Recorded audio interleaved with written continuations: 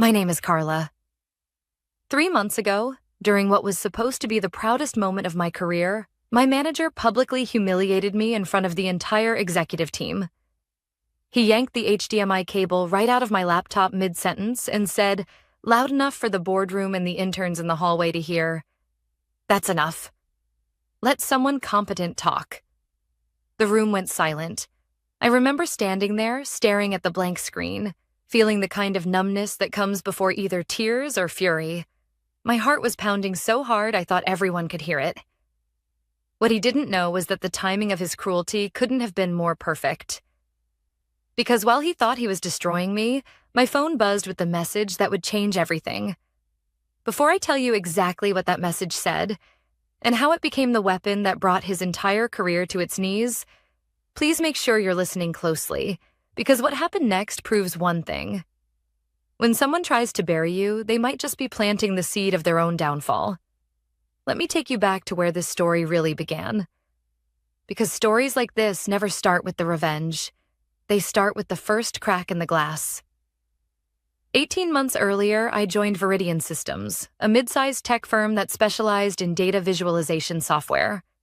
I was brought on as a strategic analyst, a fancy title for person who makes complex data look simple enough for executives to pretend they understand it.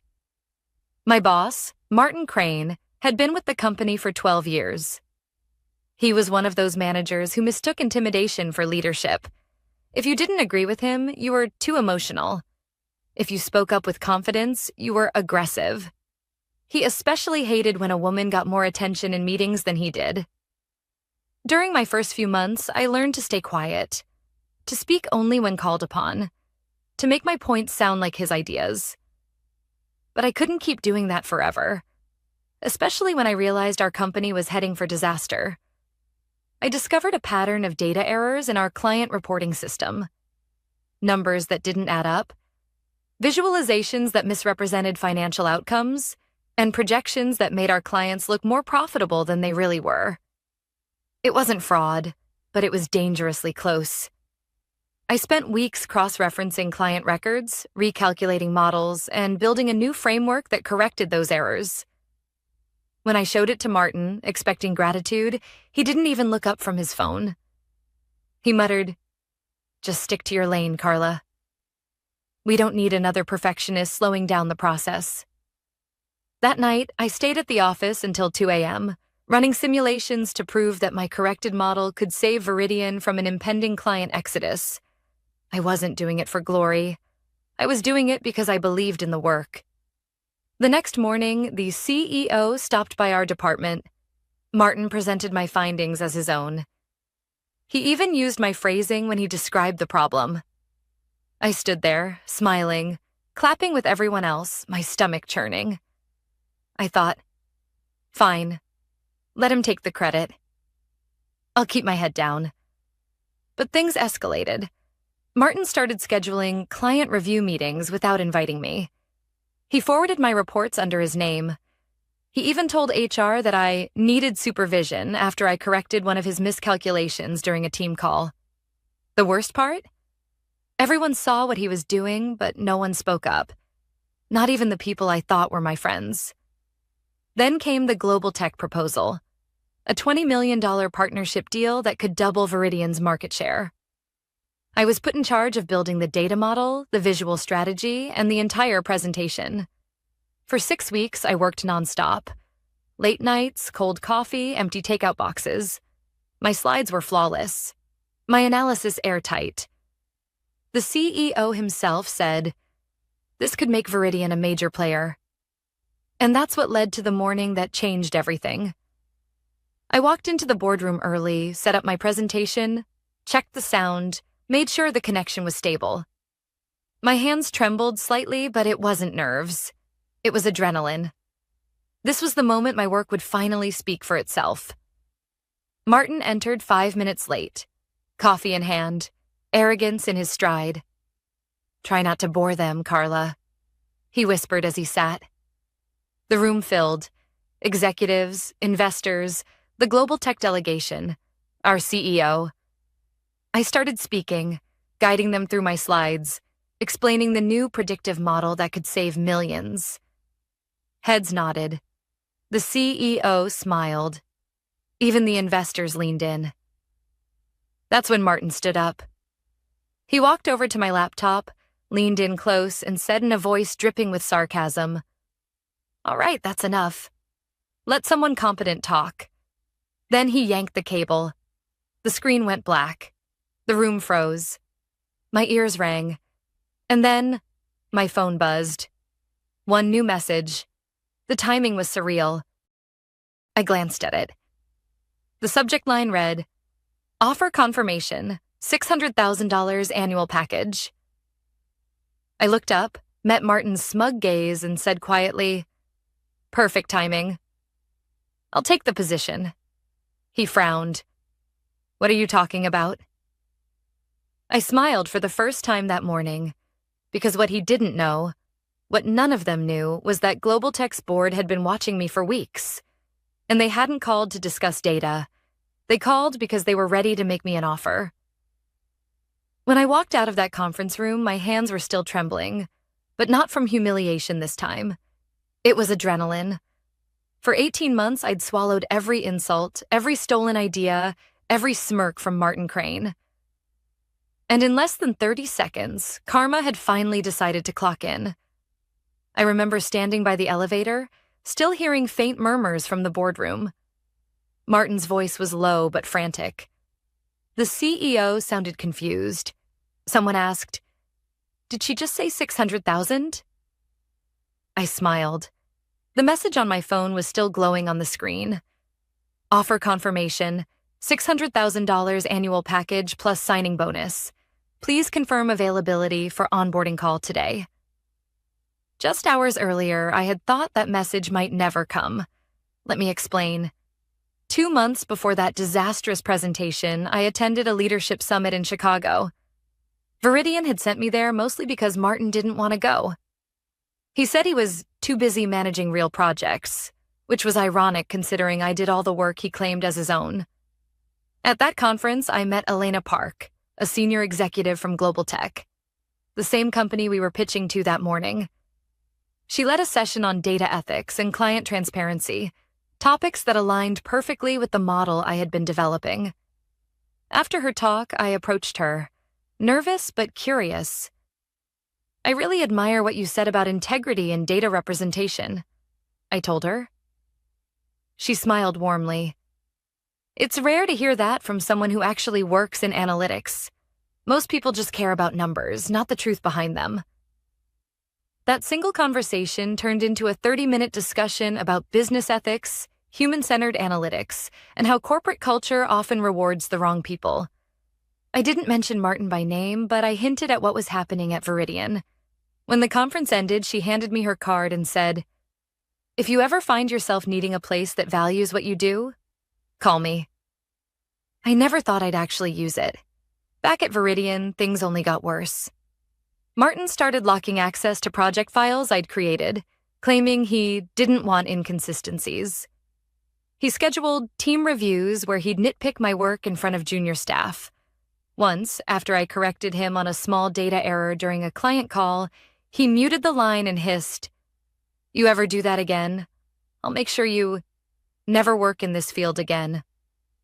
That was the day I emailed Elena.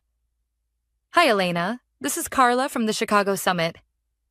I think that time might have come. She replied the same afternoon. "Let's talk." We scheduled a virtual meeting for the next day. It wasn't a job interview in the traditional sense. She already knew my background, my work, my values. Instead, she asked questions like, "What kind of culture do you want to work in? And what would you change if you could build a data division from scratch?" By the end of the call, she said, "We've been quietly building a new analytics branch here. We need someone who actually understands relationships between data, clients, and people. Would you be interested in leading it?" I didn't say yes right away. I still had loyalty to Vidian, even after everything. I wanted to finish the Global Tech presentation first, to prove my worth, to have something tangible that no one could take from me. But then came the morning of the presentation. When Martin yanked that cable and called me incompetent, something inside me snapped. It wasn't anger. It was clarity. I realized in that moment that I didn't owe Vidian anything. Not my silence. Not my loyalty. Not another second of my effort. So when my phone buzzed and I saw Elena's message confirming the offer, it felt almost supernatural, like fate had been waiting for the exact second Martin crossed the line. I didn't go back to my desk. Instead, I walked out of the building, down the glass staircase, and into the cold morning air. I called Elena from the street corner. She answered on the first ring. "Carla, did you get my message?" "I did," I said, trying to sound calm, though my pulse was racing. The timing was interesting. "Oh?" she asked. "My manager just tried to publicly humiliate me during a presentation." There was a pause. Then Elena said quietly, "Then I think this offer couldn't have come at a better time." She outlined the details again. Base salary, signing bonus, relocation support if needed, and a Director of Strategic Analytics title. I asked, "Why me?" Her answer stuck with me. "Because we've been watching Vidian for months. We saw who was really behind the improvements in their client metrics. You're the reason their data integrity scores improved. And because integrity matters more to us than politics." When I hung up, I leaned against the building, letting the reality settle in. For the first time in years, I wasn't afraid. I texted her back one line. "I accept." Effective immediately. Then I looked up at the Vidian logo etched into the glass doors and whispered, "Game over." What I didn't know then was that my acceptance would trigger a domino effect that none of us could have predicted. Within days, everything Martin had built around his illusion of competence would begin to unravel, piece by piece, and all I had to do was step aside and let him destroy himself. The morning after I accepted the global tech offer, I woke up before sunrise, half expecting to feel guilt or fear. Instead, I felt nothing but relief. The kind of quiet that follows when you finally stop holding your breath.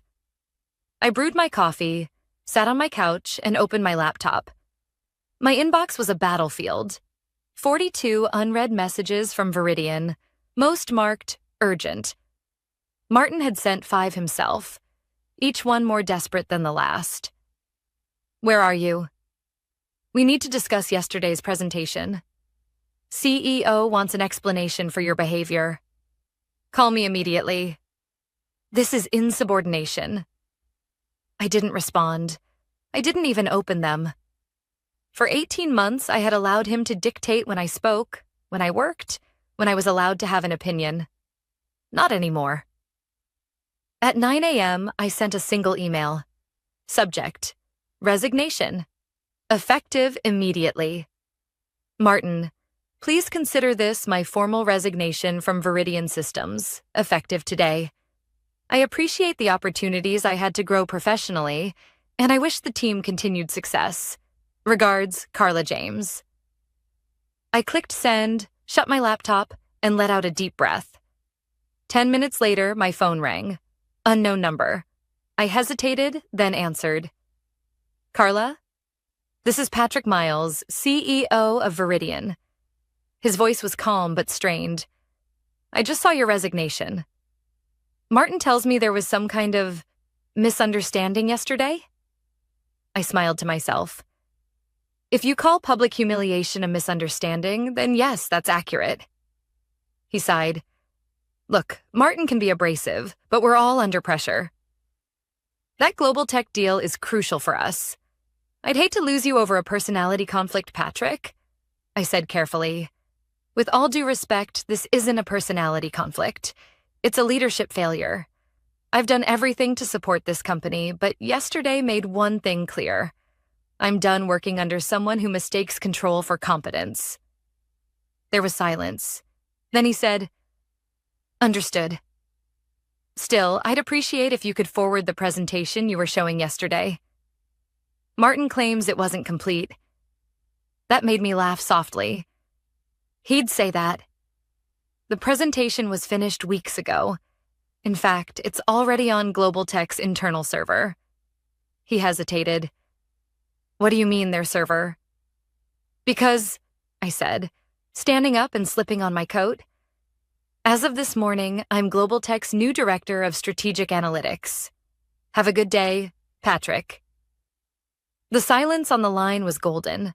By Monday, word had spread through the industry like wildfire. I didn't post anything dramatic. Just updated my LinkedIn headline, Director of Strategic Analytics at Global Tech. Within hours, my notifications exploded. Former colleagues messaged me congratulations. Some admitted they'd always known Martin was the real problem.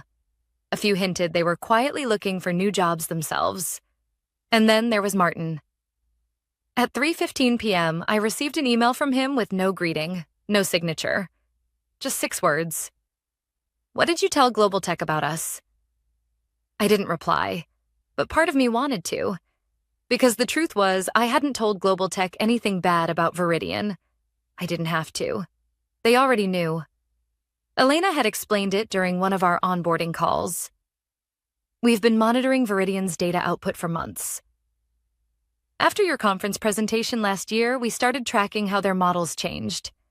We could tell when your work was being sidelined. The quality drop was measurable. In other words, Martin had exposed himself without realizing it. Meanwhile, Vidian's chaos was growing. Through a friend in the finance department, I heard that Global Tech's board had postponed the partnership discussions.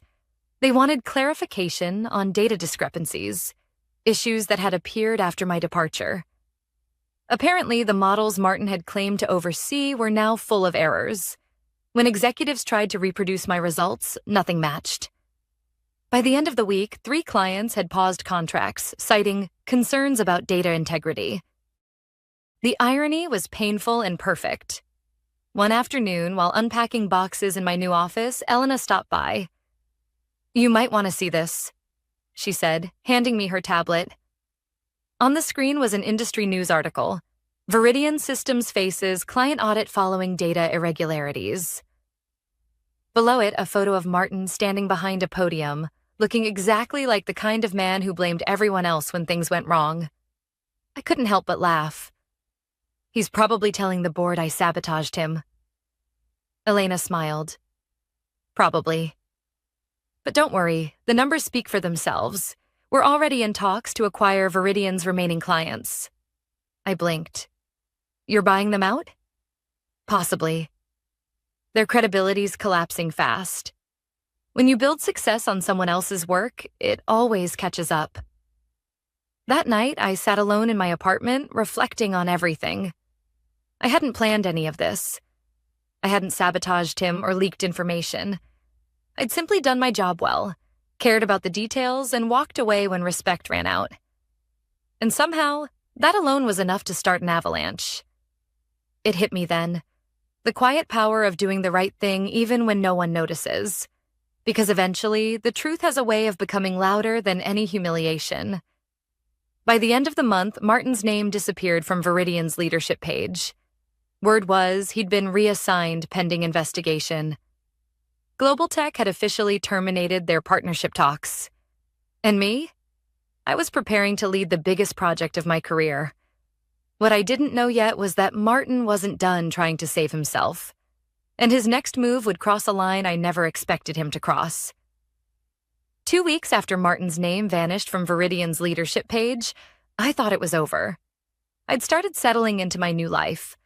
Longer hours, yes, but also genuine respect. At Global Tech, people listened when I spoke. My ideas weren't dismissed as emotional, my reports weren't renamed under someone else's account, and my weekends were finally my own. For the first time in years, I felt safe. Until the email arrived. It was a Thursday morning. I was reviewing client analytics with my team when my phone buzzed with a private notification. The sender's name made my stomach drop. Martin Crane. Subject: You've made a serious mistake. Carla, you may think you've gotten away with sabotaging me, but I've spoken to people at Global Tech. They're going to find out what you did. You used proprietary data from Vidian in your new role. That's a breach of contract and potentially criminal. You should come clean before it gets worse. For a full minute, I just stared at the screen. Then I laughed softly, but it wasn't amusement. It was disbelief. It was a desperate man's email. Still, the accusation was serious. I knew I hadn't taken anything from Vidian, but rumors like that can destroy reputations. So I forwarded the message to Elena and our legal department with a short note. Received this from Martin Crane. For transparency, within an hour, Elena called me. "We'll handle it," she said firmly. "We already ran a full audit before you started. You didn't bring over a single document or data set. He's bluffing." She was right, but Martin didn't stop. 2 days later, a professional contact sent me a screenshot from LinkedIn. Martin had posted a thinly veiled statement. "It's unfortunate when disloyal employees profit from information they never built." No names, but everyone in our circle knew who he meant. I wanted to ignore him, but something told me it wouldn't stop there. And I was right. That Monday morning, Global Tech's IT department flagged unusual login attempts to our internal server. Someone from an external IP address was trying to access restricted folders connected to my projects. Elena called me into her office immediately. "We traced the source," she said, turning her screen toward me. "It's coming from Vidian's network." My pulse quickened. "You think it's him?" She nodded. "We can't be certain yet, but given the timing, yes." It was surreal. Martin had gone from humiliating me to impersonating me. And in doing so, he'd crossed a line that could cost him far more than his job. Global Tech's security team launched an internal investigation and informed Vidian's corporate counsel. Within 48 hours, they confirmed what we all suspected. The unauthorized logins were traced directly to Martin's old credentials. Apparently, he'd tried to download several data models, ones he believed I had built using Vidian's proprietary frameworks. What he didn't realize was that I had designed those frameworks myself, entirely from scratch on my own time, before Vidian ever implemented them. He wasn't stealing company property. He was trying to steal mine. When the findings came out, Elena asked if I wanted to pursue legal action. I didn't answer right away.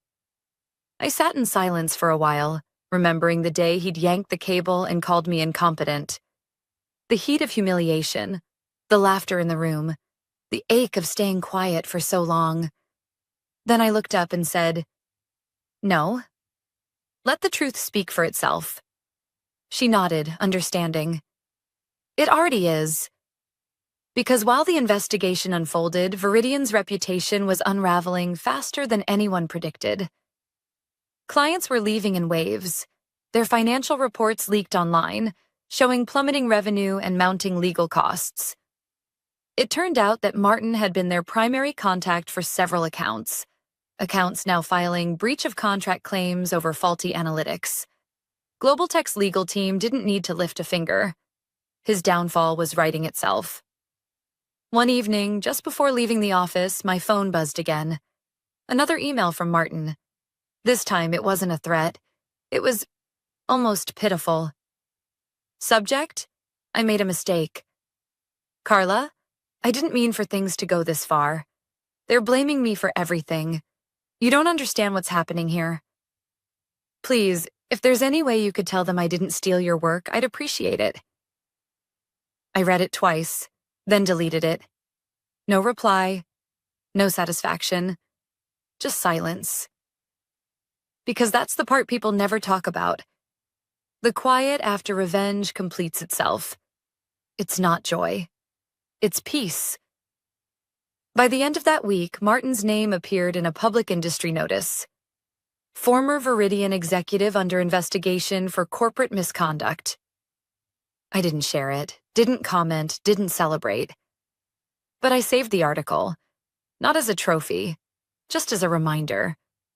Sometimes the most poetic justice doesn't come from striking back. It comes from letting people trip over the mess they built for themselves.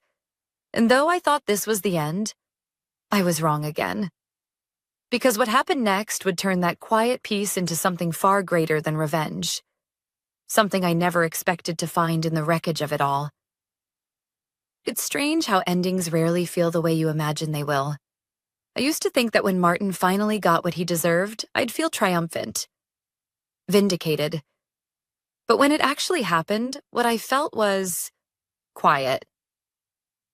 It was a cold Monday morning, about 3 months after the investigation began. I was walking into the Global Tech headquarters when my phone buzzed with a message from Elena. Check your email. You'll want to see this. I opened it before I even reached my desk. Attached was a link to a public document, an official court filing. Martin Crane versus Vidian Systems, wrongful termination and defamation. But there was more. At the bottom of the document, a note from the judge. Case dismissed. Evidence supports termination for cause it was over. Vidian had turned against him completely. The company's internal audit had confirmed the unauthorized logins, the client losses, and even falsified data he'd submitted to cover his mistakes. The board had not only fired him, but formally barred him from ever returning to a management position in the company. I sat there, staring at my screen, letting it sink in. I wasn't angry anymore. I wasn't even relieved. It just felt final. Like watching the last page of a long, painful book turn itself. Later that week, Elena called me into her office. "You've done incredible work here, Carla," she said, motioning for me to sit.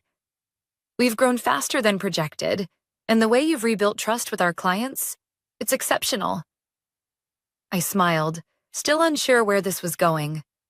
She continued, "We've decided to create a new department, one focused entirely on ethical analytics and human-centered strategy. And we want you to lead it. Full autonomy. Your vision, your team." I blinked. "You're serious?" "Completely. We want to do what Vidian never could. Build something that values integrity over ego." For the first time, I didn't feel like I was proving anything to anyone.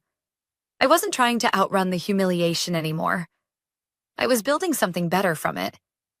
A few weeks later, I received a message from an unfamiliar email address.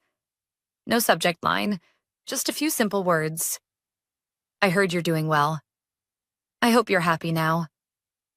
I stared at it for a long time. No threats, no excuses, no blame. Just exhaustion.